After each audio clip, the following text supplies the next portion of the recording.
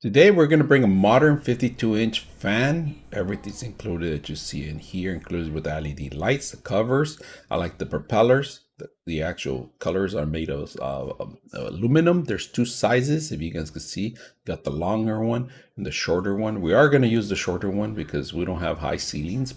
One of my favorite things about the propellers, it has a gray side and a brown side. You could have either or. Now the other thing is that you have the actual screws in the fan.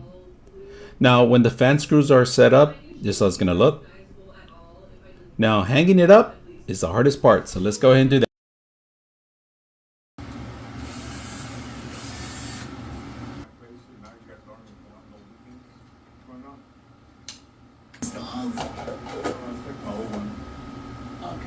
All right, you got level 1 all the way to level 6. We're going on level 6 right now.